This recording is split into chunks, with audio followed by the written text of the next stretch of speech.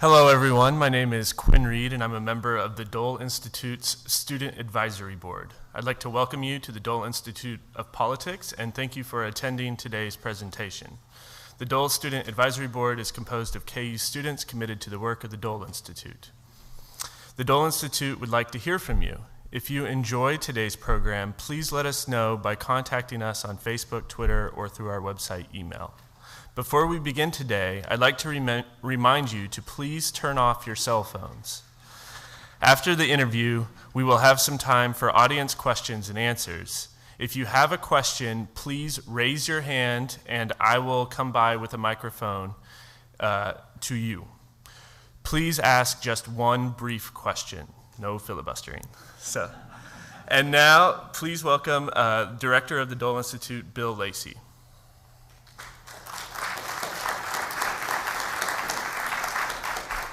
Thank you very much, Quinn. Thanks to all of you for coming out. We really appreciate your support of the Dole Institute and appreciate your support of the first and a second series put on by the Leavenworth History Department.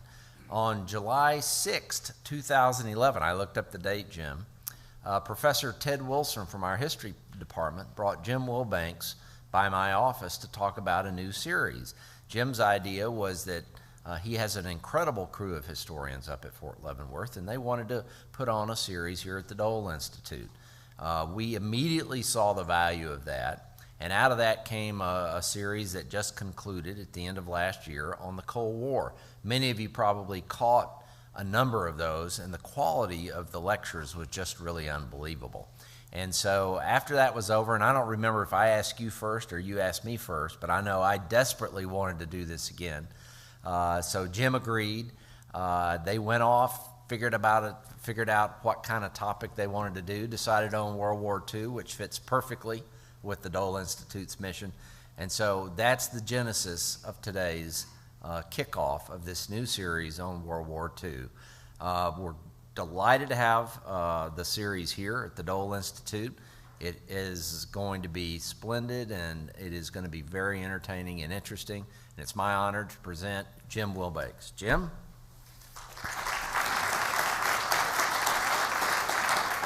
Thank you, Bill. We appreciate the opportunity to come over here. This is a lot of fun for us as well. The first series, as Bill said, was, from our standpoint, was a great success. And so I asked Dr. Janet Valentine, who's in the back room somewhere. She coordinated the first effort and now is coordinating the second effort. So this will be the first in a 10-part series that will extend into November. You've got a handout there that lists the presentations over the next 10 months. Today we have John Suprin, who is a former armor officer, 23 years service, has a master's from University of Washington in Russian and Baltic Studies. And today he will be talking to you about the Russo-Finnish War. John?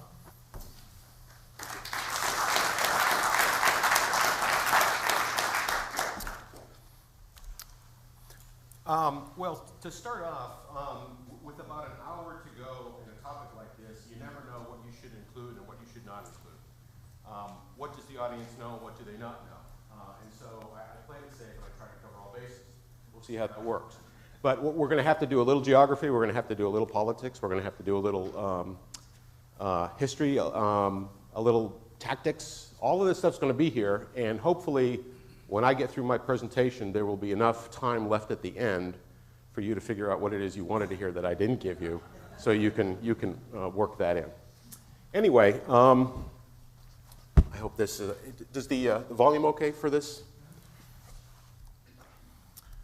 So, a brief chronology of the events that shape what we're going to talk about today, some of them directly related, some of them indirectly related. The first one up here is in 1938, when the war clouds are gathering over Europe, most of Northern Europe, individual countries, not any part of any alliance traditionally, are trying to craft a policy going into what they see as an upcoming European conflagration. And unanimously, the Northern European tier elects to be neutral. We all know how that worked out. But it was a mighty effort of all of the countries concerned to not be involved in the next big war. And that shapes a lot of what they're trying to do, and it also, unfortunately, leads them down many bad roads, blind paths. The Baltic states, Latvia, Estonia, Lithuania, all declared in 1938 that they would be neutral, hoping that they would be uninvolved in any upcoming European hijinks. The next thing that happens that's of note, as you can see up there, is the Molotov-Ribbentrop Pact. This is at the end of August 1939, a deal between Russia and Germany, and the deal has secret protocols. Is anyone aware of those secret protocols? More or less divides a German sphere of influence and a Soviet sphere of influence in Europe, and it includes all of these countries which are trying to be neutral. After the fall and the division of Poland, almost immediately, the Baltics are called up individually by Moscow because Moscow has security concerns. And the security concerns that Moscow has include I'm okay now. Include the ability of the Soviet Union to station troops in their countries. Is anyone aware of how this worked out? Rather than providing endless security, which is what the Soviet Union promised, there's a subversion of independence and a takeover of all three states sequentially by the Soviet Union, and that happens in 1939. The states finally lose their independence officially in 1940 and spontaneously join the Soviet Union. Now, as that's going on, as the Baltics already have Soviet troops on their territory, but have not yet formally lost their independence, Finland is approached by the Soviet Union with security concerns also. Now, I'm going to show you a map in a minute. Hopefully, it'll be bright enough on the slide where you'll be able to see the areas of concern. But there's a requirement for territorial adjustment. Finnish borders are somehow incompatible with Russian security interests, and so they would like an adjustment of the borders to help them with that. They would also like the ability to station Russian troops on Finnish soil as a preventive measure against external adventurism. Among the countries listed as the external adventurists include Britain and France, although Germany is really probably the Soviet Union's biggest concern. But because they have a non-aggression pact in effect at the time, that's not one that they mention a lot. Okay, to continue this, just to get the slide finished, there are a series of visits where Moscow calls the political leadership from Helsinki to Moscow for discussions about how they're going to work this deal. There's 3 separate trips. They end at the end of November 1940, end of November 1939, with an impasse. The Soviet terms are not met by Finland, and on the 30th of November 1939, the Soviet Union attacks Finland. The other things that you see up here include a couple of the major events that we're going to talk about today during the war. The war lasts 105 days, from the 30th of November to the 13th of March 1940. Some of the major events that we're going to talk about are the Suomussalmi and Ratha Road battles. We'll also talk a little bit about the Mannerheim Line, which is kind of the main effort area for both sides, both the Soviets and the Finns. The Timoshenko attacks, which is the final Soviet attack at the end, which finally breaks the Finnish defense. And then we'll see what the map looks like after it's all over.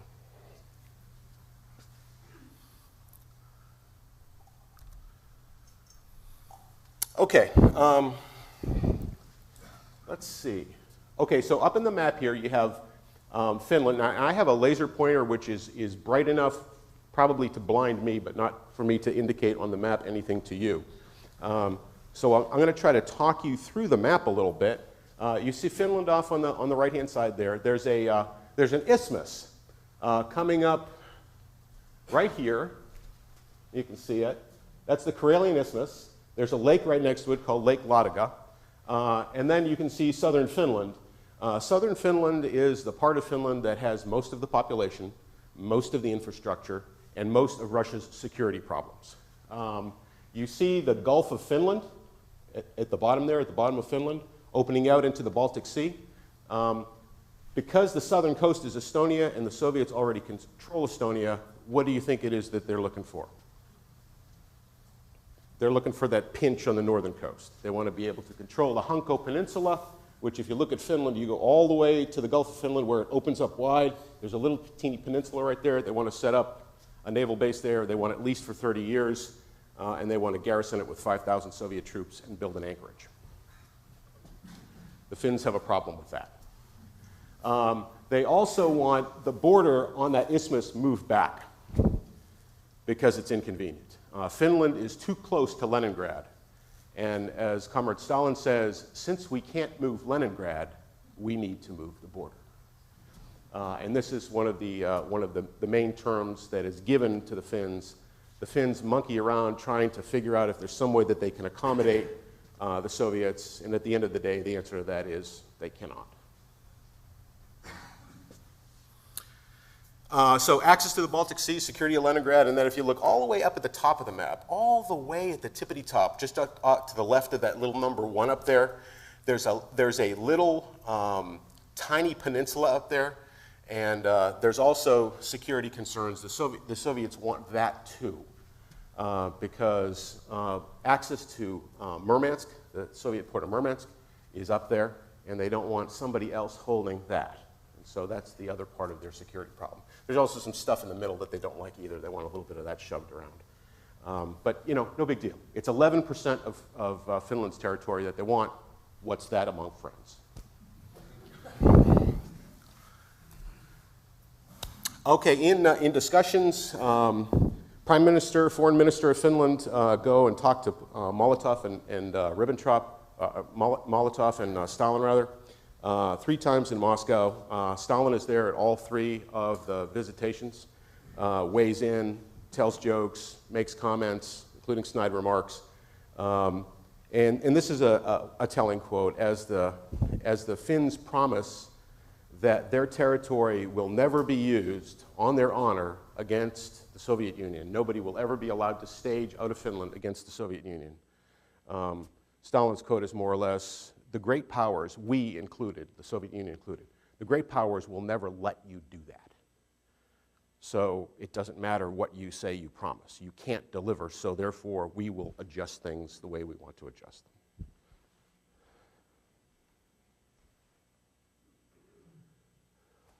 So, military planning. Once the Soviet Union is pretty sure that Finland is not going to do what the Baltic states did, which is just roll with the punches, see how the treaty works, and then be absorbed later, there's going to be resistance. Then there's a requirement for some kind of a campaign plan. And there are several that are floated. The 2 main ones are Boris Shaposhnikov. Shaposhnikov is probably one of the finest minds in the Red Army. His idea is you weight very heavily a conventional force structure going from Leningrad up that narrow isthmus, which is where the Finns' main defenses are, and you barrel through using all your force. In other words, there's that one narrow front, and that's the only place you fight. Stalin thinks that that's suboptimal. And the reason he doesn't like it is because it's not really fancy. Now, you have to think about what has happened in the past. Germany has been impressing the world with its various coups in Europe, and the world is all a Twitter about German capability. And so Stalin believes that if the Soviet Union proceeds with kind of a de rigueur, regular old mass attack, they're going to look like posers. They're going to look like somebody who isn't with it. And so Stalin prefers another plan, a fancier plan, a more modern plan, a more enlightened plan. So Shaposhnikov is more or less set on the shelf for a while. He still retains influence, but his plan is disapproved, and he moves away from center stage as far as the Red Army's plan against Finland goes. So, enter these two characters. These two fellas, up in the right-hand side, Clemente Voroshilov, and then Kirill Meretskov in the lower left. These are both, Voroshilov is a Marshal of the Soviet Union,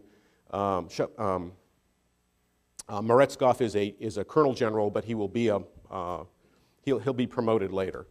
These are both longtime confidants of Joseph Stalin. When I mean longtime confidants, Stalin doesn't have, as far as I can tell, doesn't really have a real friend. Anybody that he would ever treat as a friend. But he does have these longtime cronies that, as long as they don't color outside the lines, more or less live within kind of a semi-security bubble around him. Both of these fellows are inside that bubble. So in the 1920s, from 1917 up until the early 1920s, 1920, 1921, when there's a lot of fighting going on in Russia as a result of the Soviet, the Bolshevik Revolution, and also the Russian Civil War, Stalin is in service with what's called the 1st Cavalry Army. The commander of that is a guy named Budyonny, who's also hanging around in the back, but Budyonny is in the protected bubble, but he's not bright enough to come up with a plan, so he's doing something else, having a sandwich or something. On the other hand, these two guys are more central. Voroshilov is politically reliable. He will, when Stalin says jump, he says how high. He's one of these guys that's in the Red Army that Stalin never has to worry about. Remember, anybody know what's happening to the Red Army at this time in terms of its officer management program? Yeah, they're purging their officer corps, and the purging is not anything like you get a cash benefit and you get to leave. And this is the small caliber pistol at the back of the head, scale adjustment. And so a lot of guys who got to be generals because they're good have become threatening to Stalin. Not necessarily because they're threatening, because Stalin thinks they're threatening.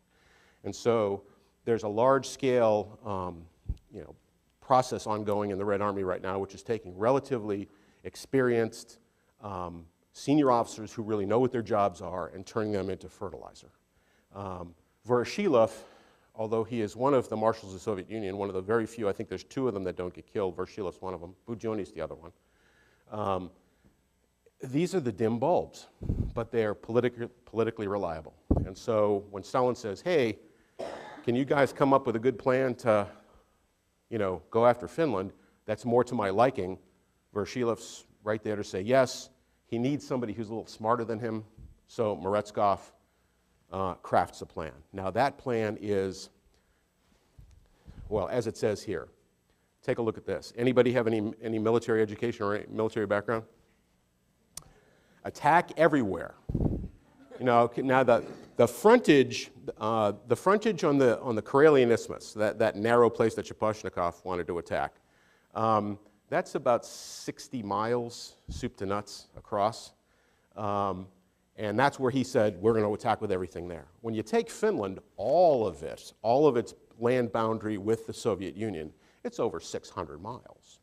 And so the Voroshilov Meretskov plan is we're going to attack using several armies spread out all over that 600-mile attack. Now, why does that seem like a good idea? Anybody? Well, here's what they know about the Finns. And some of what they know about the Finns is true, and some of what they know about the Finns is not true. The Finns in 1918, when they became fully independent, had their own internal civil war. And there was Reds, communists and socialists, and there was Whites. And the Whites end up winning. And so they end up with a non-communist government. But the socialists don't go away. There's still plenty of socialists in Finland. And so over time, this idea that Finland is still ripe for the picking into the socialist camp kind of sticks in Moscow's head. Now, what's really happened is this. There are people who are mightily disaffected by the Whites winning in Finland. But over the period of independence, which is about 20 years, the Finnish economy has done relatively well. And so this idea of being a Finn and being independent has almost trumped party allegiances to at least the point where if a foreign country wants to put pressure on you, there's a desire to work together as opposed to work in different directions. This is something that's invisible to Moscow because it's happened over time and they weren't sensitive to the changes. The other thing is the Finnish army is not big and it's not really well equipped. Their artillery park is a collection of museum pieces, not a lot of it, all kinds of different calibers, not much ammunition. Their military budget is so miserably low. One of the things that they do when they mobilize is they have a term, a slang term in the army, and it's the prime minister's name and kalyander, the kalyander uniform. And what that means is you're wearing civilian clothes and they gave you like a hat. Because, you know, the stocks of military equipment were just so small under this government. And this is like, this guy was in power up till almost the beginning of the war, a few months before. But the budgets are so small, there's no real upgrading of anything, there's no real modern equipment, there's no really professionalized training. Most of the officer corps, when they mobilize, are people who are like teachers and businessmen and all this other kind of stuff. They do have a small professional corps, and they do have something that's called a civil guard, which is almost like a voluntary National Guard that does a lot of tactical training in their copious free time. And so there's some military capability there. But it isn't really visible as top-of-the-line military capability. It looks kind of amateurish. And if the Soviet Union, amateurs don't cut it. The Soviets have more armored vehicles than the rest of the world combined. The Soviets have more aircraft than the rest of the world combined. They're not going to let something like Finland, who can't put shoes on their soldiers' feet, stand in the way of the Soviet agenda. So what the heck is wrong with 600 miles?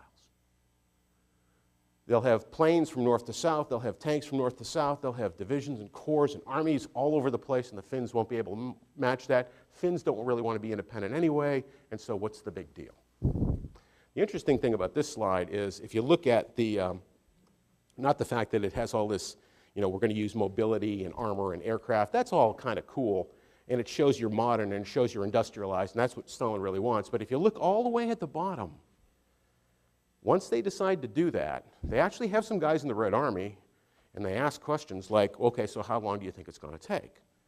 And one of the planners that's working for Meretskov says, and this is a quote, "I'd be happy if it was done in 2 or 3 months." And he's reprimanded immediately. He says, "How can?" And the reprimand is, "How can you think that? It's going to be 12 days.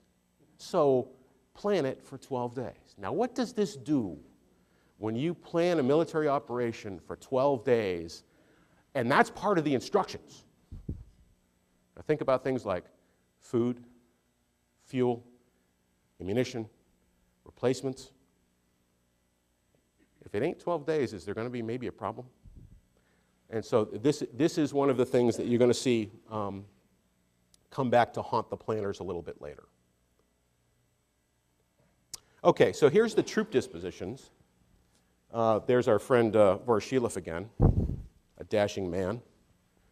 And you can see the troop dispositions, those big ovals.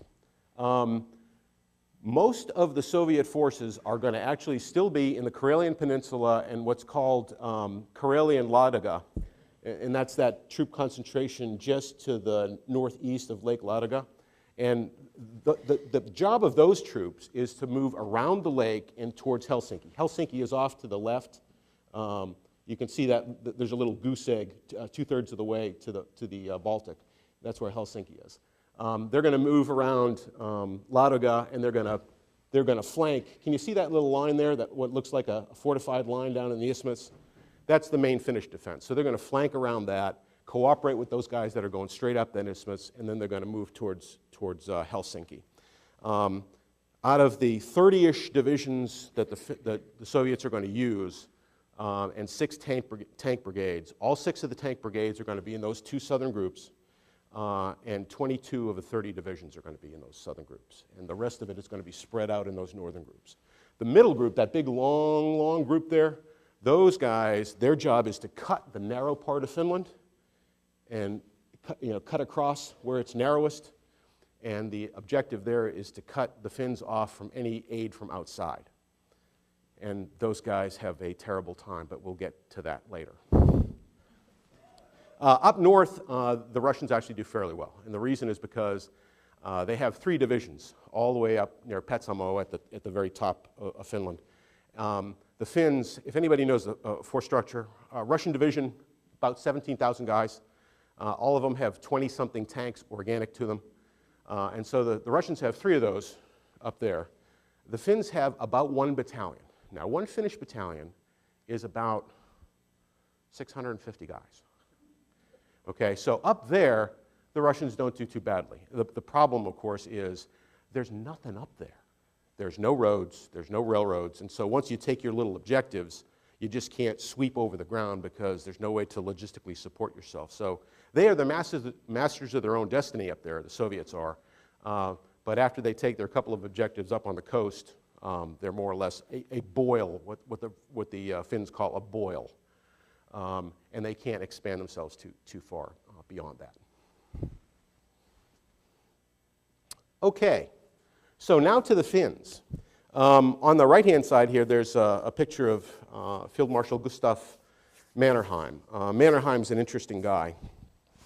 Kind of the George Washington of independent Finland, father of his country. Served the Tsarist Russian army his whole adult life. Comes back from service with the Tsar in 1918 to preside over Finnish independence. He knows the Russians better than they know themselves. He knows what they need, he knows what they do, he knows what their strengths are, he knows what their weaknesses are.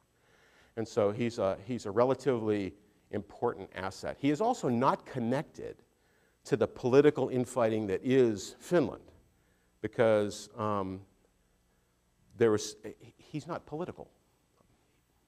Personally, he's relatively right-wing, but he is not a political player, so he's separate from that. So when the country begins to war fight, he's made the commander-in-chief. There's a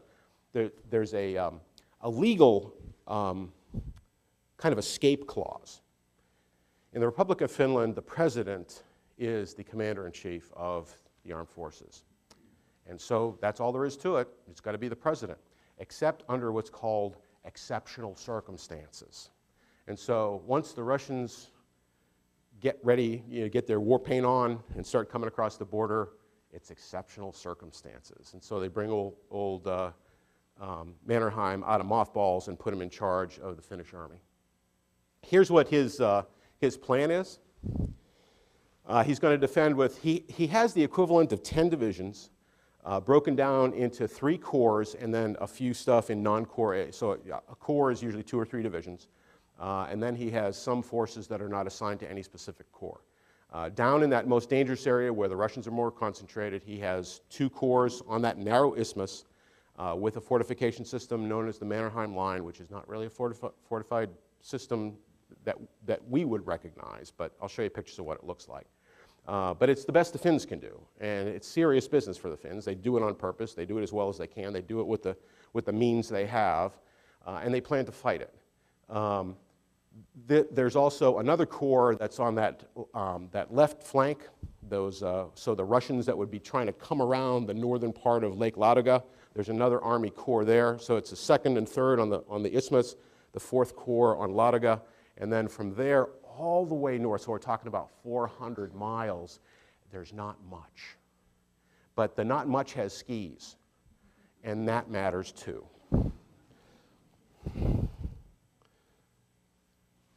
Okay, so there's always this thing of, what is the Mannerheim line and where is the Mannerheim line? If you have read anything about this war, the term has probably come up, you've probably seen it. So here's where it is. Here's that isthmus. Once you get to the northern part of that isthmus, Finland opens up, okay, it gets wider. Down in this area here, there's lots of rivers and lakes and water, lots and lots and lots of water. And so this is not trafficable by, in other words, this is not one big highway. there's ways you can go and there's ways you can't go.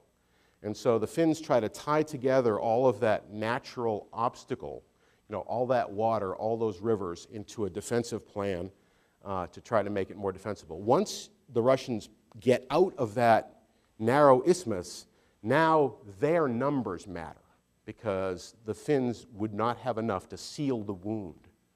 So it's important for the winner, whoever the winner is going to be, to command that isthmus.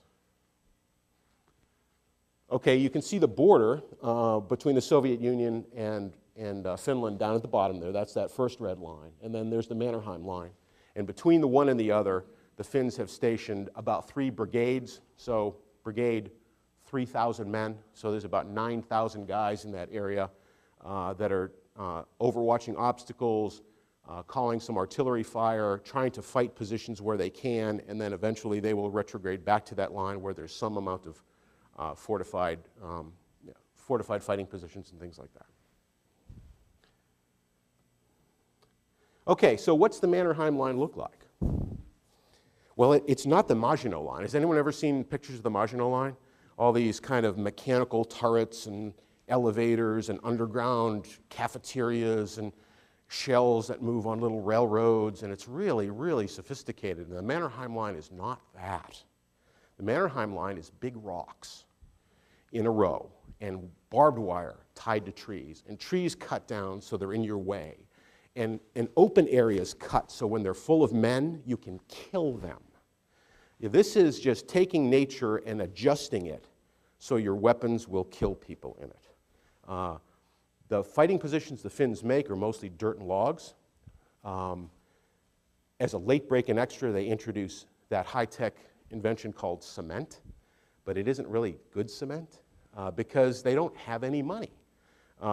Almost immediately before the war, there's a big shipment of steel plates that go out to try to reinforce these bunkers with steel plates, but at the end of the day, this is not a fancy fortification. This is just the best these guys can do to try to build some kind of fortification based on the terrain.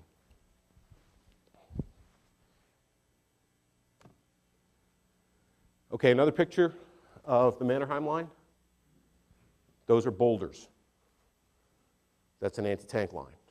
So cut trees, sunk in the ground, connected with barbed wire to hang up the infantry, line up a bunch of boulders, that stops tanks, which is very interesting because, when you stop a tank, what do you do? What do you do then? Hey, I got him stopped. What do I do now? Hey, mom, what do I do? Well, if you're a sophisticated army, you use some kind of an anti-tank system to destroy the tank when it's hung up. The Finnish army, the whole thing, has about 60 anti-tank guns. And so they have what they call anti-tank teams. So when the tanks get hung up, here's their plan. Anybody know what the anti-tank team's main weapon is? The Finnish State Liquor Board has a role in it. And the Finns are actually those who come up with the term Molotov cocktail. Molotov is the foreign minister of the Soviet Union at the time, who has done them the big disservice of kind of working them into this war. And the Molotov cocktail is the primary anti-tank system of the Finns. They use dynamite, they use hand grenades, they use crowbars, all kinds of interesting things. But the point is, get as close as you can, disable the tank, prevent it from moving, light it on fire if you can, and then when the crew tries to bail out, kill them with small arms. And that's sophisticated for the Finns. Now, if you're the Russians, you'd think this is all a bunch of foolishness. The problem is, Finland has her own defenses organic to the country. Pine forests. These pine forests are extremely dense. And if you want to move, especially in an armored column with heavy vehicles, you're going to have to move on the roads. If you get off the roads, you're going to get stuck. You're going to get between trees. You're going to sink in the water. There's all kinds of things that prevent you from this kind of sweeping maneuver that would allow armored vehicles to actually shrug off infantry trying to chase them with a bottle of gasoline. In Finland, you really can't do it that well. Now, that doesn't mean to say that this isn't gutsy stuff. Tanks don't come in onesies and twosies. They usually come in bunches. Tank guys don't like to be killed. So when they see people running around, you know, their first impulse is to fire everything you have at everything you see. And so this is still, you know, a high adventure proposition. Here's what the Finns kind of lack. So they have the benefit of, you know, decent defensive terrain. They do a mobilization, and so they're able to kind of wring out of the population about 300,000 troops. Some of these guys have almost no training, some of them have more, but they do a relatively effective job of squeezing a population that's not very big to get a relatively large field force. One of the things that they did in the interwar period is they have large women's auxiliary units that are already trained. They call them latas, and there's almost 100,000 of them. And so in the rear areas of Finland, the anti-aircraft observers, the nurses, the logistical services, running the Finnish railroads are all done by female auxiliaries, freeing up male manpower to go to the frontline units. And so this is the way that they take a relatively small population and wring as much as they can out of that population to generate combat forces. But, you know, the bad part, of course, is artillery and ammunition don't have much of it, either one. The Finns estimate that in a war they have 21 days worth of ammo. How many days did I say this fight goes on? 105 days. Well, so they have an advantage because the Russians think it's going to be 12 days. So there's going to be a little bit of an advantage where at least the Finns know that they've got 21 days of ammo, and so they can play with that. But at the end of 21 days, one of the benefits of being the Russians is the Russians produce their own stuff. You know, the Russians are going to produce their own replacement tanks, their own replacement artillery, their own ammunition. Whatever it is that they lose or need, they produce it. The Finns produce almost nothing. So they have to either buy things or beg for things. And then those things have to be delivered, and there's a problem with delivery, and we'll talk about that too. Anti-tank weapons. The Finns have a few anti-tank weapons. They're working on an anti-tank weapon that's just about to be fielded. But really, they're going to have to use bottles of gasoline and tar and detergent with a lit rag. Later on, they get sophisticated, and they have a sulfuric acid ampule as the trigger. So that's the cool Molotov cocktail. It has like a real military trigger on it. But it's still throwing a bottle of gas at somebody. Communications gear. They have less than 200 radios in the whole army. How many miles did I say that front was? 600 miles? Okay, they have about 100 radios in the army. Most of them are 30-kilometer Morse sets. So the maximum range is 30 kilometers, and the only signal it sends is and that's all there is to it. Most of what they're trying to do is with field phones, but they don't have a lot of those. So most of what they actually do is using civilian telephones. Hello, this is me. I'm calling from Mrs. Paninen's house, and this is a problem coordinating fights.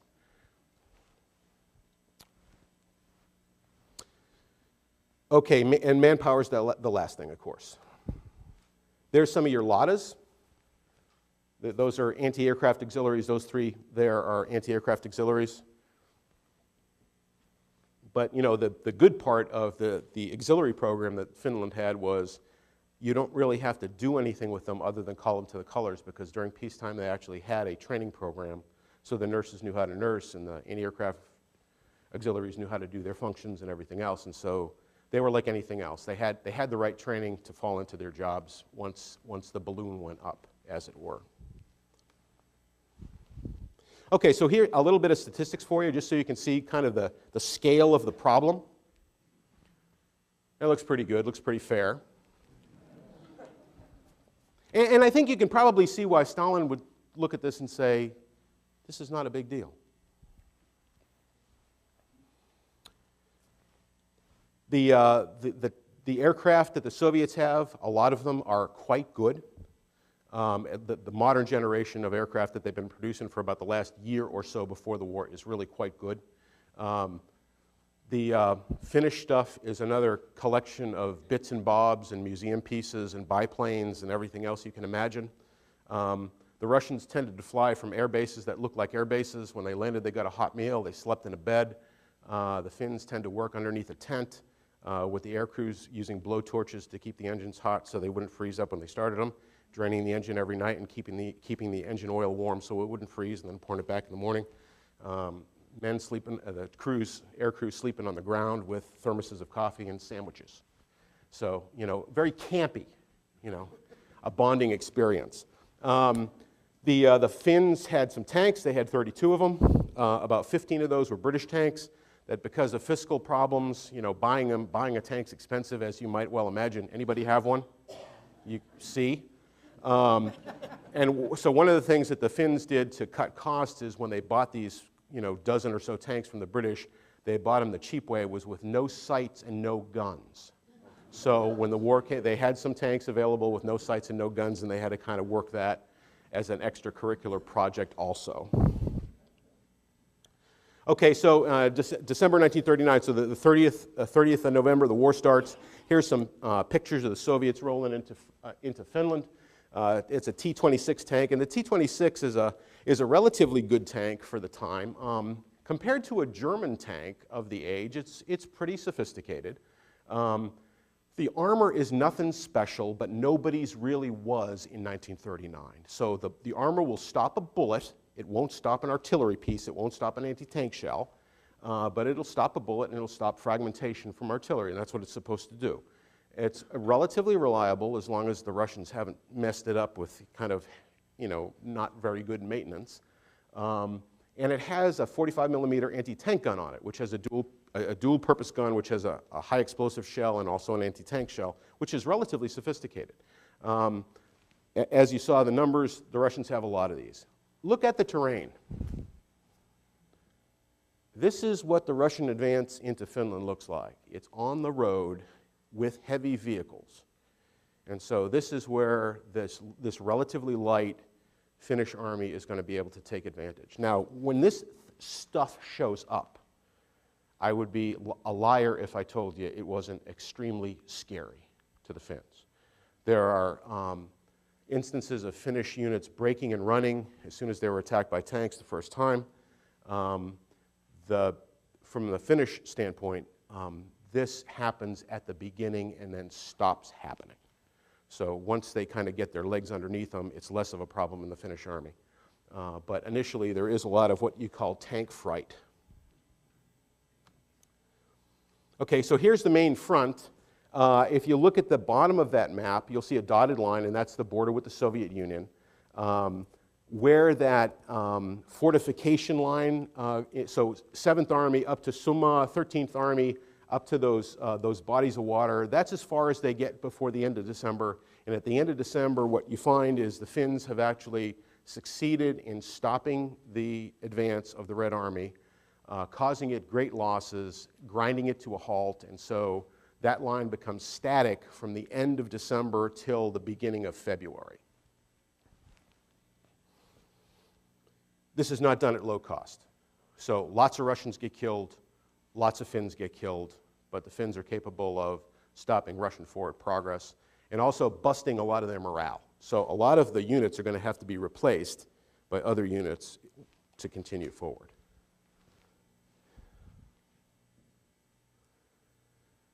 Okay, so I want to talk about this. Anyone ever hear the term motti? M-O-T-T-I? It's a Finnish word. It refers to something like it's a bunch of wood, firewood. And there's something in this war that's referred to as the motti battles. And here is briefly what the motti battles are. Russian units bound to their road network form these long tendrils going into Finland. The Finns find that if you find the right pieces of ground, you can stop the snake. You can stop it at its head, and then the thing arrests itself in place. Now you have this long column. The Russians have almost no mobility off the road. They have no logistics off the road. They fear the forest because they are lost. And so they tend to stay relatively close to the road and relatively close to their vehicles. The Finns, on the other hand, move up and down the column and they more or less pick places to break the column. And when they break the column, they break it into components. The motti. The motti is supposed to be a unit that is too small to effectively fight back. And so what you do is you isolate these groups.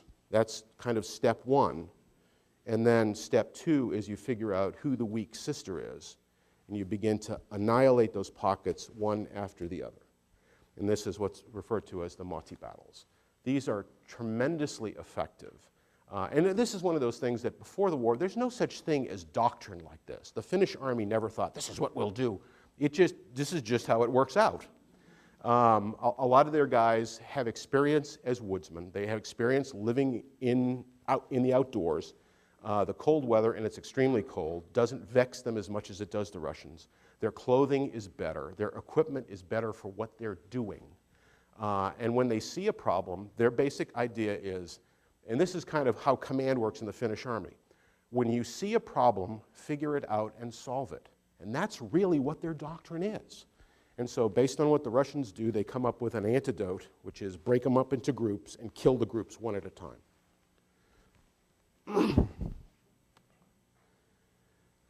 Okay, so this is the opposite of high tech. The photograph is not very clear, but there's reindeer pulling sledges, and in front of it there's ski troops. The ski troops' heavy equipment is pulled, so heavy machine guns, mortars, ammo, food, wounded are pulled on these sledges that are pulled by reindeer. Reindeer are pretty good in the cold weather. They don't mind it. Horses, got to feed a horse. Got to feed a horse horse food, right? This is different than what you find in the forest of Finland in the winter. And so what's the primary prime mover of anything Russian that isn't motorized? Horses. And it's going to be hard to keep them fed, and once you can't keep them fed, you're not going anywhere. The Finns use a lot of horses too, which they keep fed, but places where it's hard to do logistics, they tend to use reindeers. Can only pull a light load, but you can pull stuff with it anyway.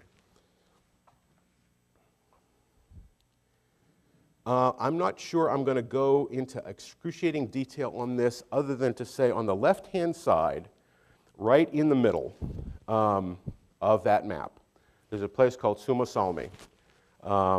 Suomussalmi and what's called the Rata Road. There's a road going from east to west from a town called Rata, more or less on the Soviet border, and that's the narrow waist of Finland. 2 Soviet divisions are destroyed trying to make that crossing. They cross about halfway to Suomussalmi. They are then arrested and locked into mottis. The Finns then destroy both of the mottis. And I'll show you what that looks like in terms of numbers. Okay, so here are the things that cause this to be bad for the Soviets. The Soviets have a basic doctrine that says when you go somewhere, you don't retreat. And so once you extend yourself and the Finns trap you, the basic idea in the Red Army is stay put. Okay, this is not going to work well, but that's their basic doctrine. Logistical support. Once everybody is locked into place, what kind of logistics do you think is coming up from the rear? None. Another problem, of course, is Russian heavy vehicles tear up the roads, which make it even harder for wheeled vehicles when they can get through. And so these folks that are in Finland, stranded in these little groups, are more or less eating whatever they have, and then they're going to begin to starve. And they're going to start eating their horse prime movers, and they're also ill-clothed. The only logistical support they have is from the Red Air Force, which drops them things. What happens if you wander away from the road in the woods? The Air Force can't find you and drop you things. You know, you don't change your mailing address without telling the post office where you're going. And so this is another thing that locks the Soviets into these kind of death cauldrons because they can't effectively walk away from them. So you get the logistical support, the doctrinal part, the breakout. So if you actually move away from your little motti hell, the Finns will just follow you and set up another one wherever you stop. So you really don't solve the problem. Being lost in the wilderness is something that terrifies the Russians, and they all are lost in the wilderness, so they don't want to wander away. The forest to the Finns equals safety. The forest to the Russians equals terror. So in this environment, even though they're a small army with not much equipment, there are a lot of advantages to fighting the way that they choose to fight.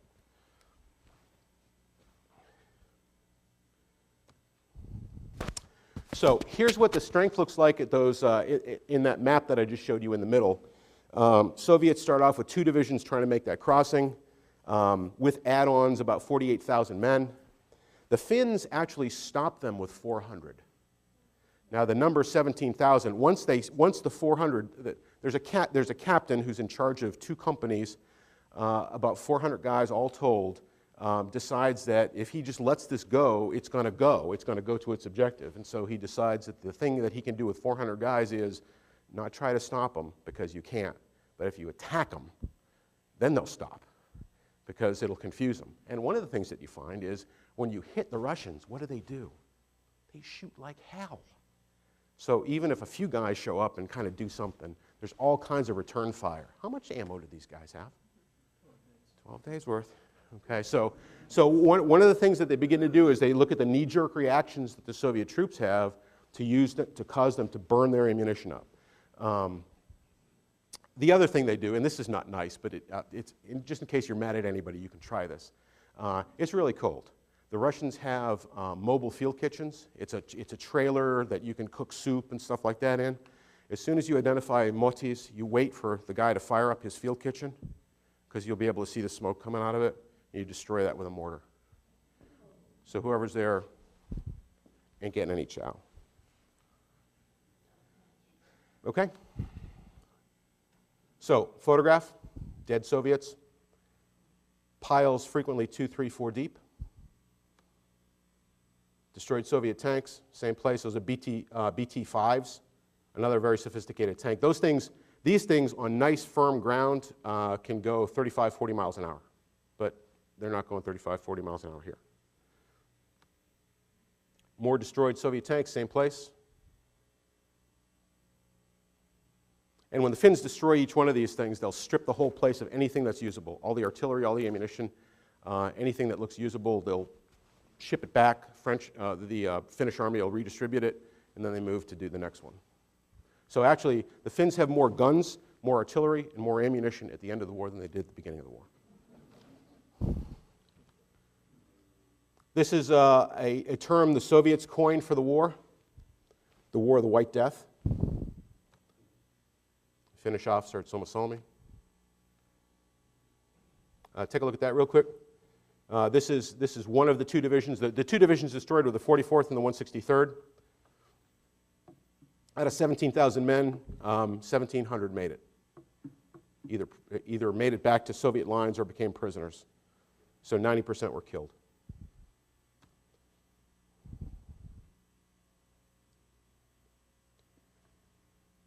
Human blood froze. There's weird things that happen to you when it's really, really, really cold. People can't breathe properly. Gangrene starts really quickly in the cold, and so the Soviets are amputating arms and legs for light flesh wounds. And when Finns come and find field hospital sites, they find piles and piles of arms and legs that have light flesh wounds on them because they're so afraid of gangrene. So how cold is it? Temperature's down to 58 below 0 Fahrenheit. The lubricants on the weapons freeze. So you can be firing your weapon and you pull the trigger, the weapon fires, you can't open the bolt. The Finns use a workaround. They use a glycerin alcohol mix, and that allows them to get their weapons functional. Soviet lubricants freeze. Soviet engines can't be stopped for more than 15 minutes. How much fuel do you have in that tank? 15 minutes, the engine components will freeze into each other, and you'll never be able to start it again. And this is significant also when you're trying to sneak up on somebody. If there's a bunch of guys stuck on the road, every engine is running. So if you're the Finns, brum, brum, brum, brum, brum, brum. Yeah, they're over there. If you're the Russians, you can't hear the Finns because brum, brum, brum, brum, brum. Your engines are running until they're not running. And then when your engines stop running, you get kind of banging on, the Finns will frequently bang on a tank and used their pidgin Russian to say, "Death is knocking on your door." Okay, ski troops. Russians try to use ski troops also. If you go back down to the bottom, you'll see what happened to them.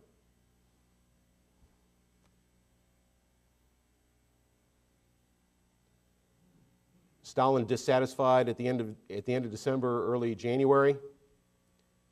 Voroshilov, his old chum who he's mad at, says, you know, part of this is your fault, you killed all generals.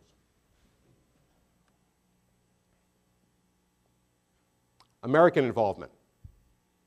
Finns are asking Americans for help. Take a look at that.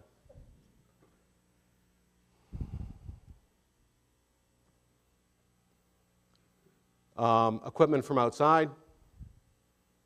A lot of this doesn't get delivered because of what countries it has to go through and what holdups there are in each country. Nobody wants to make Germany mad. Nobody wants to make the Soviets mad. So there's a lot of starting and stopping and a lot of late arrivals of equipment. These are volunteers that actually fight on the ground. 8,000 Swedes, 800 Norwegians, 800 Danes, 450 Hungarians, 350 Americans, 230 British, 150 Italians.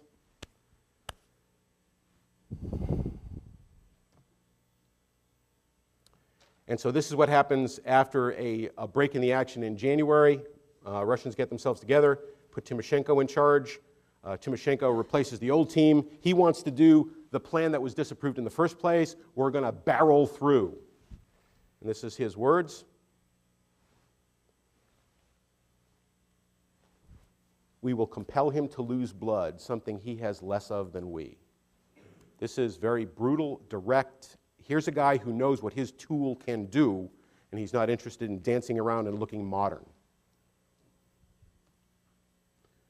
Soviet gun moving up in February. So look at this map. In the middle there, you see the Suma line. That's where the line was in end of January when the Russians launched their next attack. You see those arrows, and you see those arrows that are crossing the water, because the Gulf of Finland is frozen up to 3 feet thick, and so you can run tanks across the water. The Finns can't defend that wide, so the line is flanked. Finnish artillery actually fires into the ice, smashes the ice, tanks fall in, guys fall in, trucks fall in. They come again.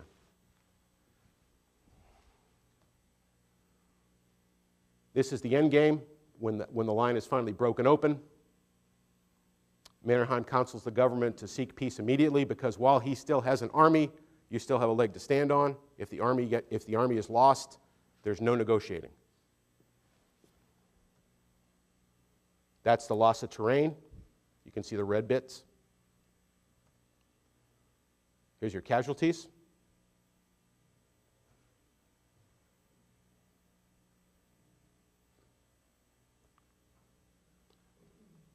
And I've been being heckled in the back for a while, but I guess we have a few minutes for questions. I don't know how many, but we have a couple of minutes for questions.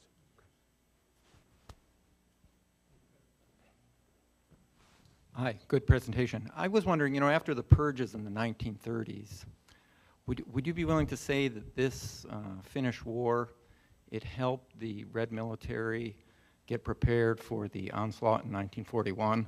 And had this war not occurred, I mean, the Germans might have taken Moscow in 1941. Because we only have 2 minutes, I'll answer yes. I think yes.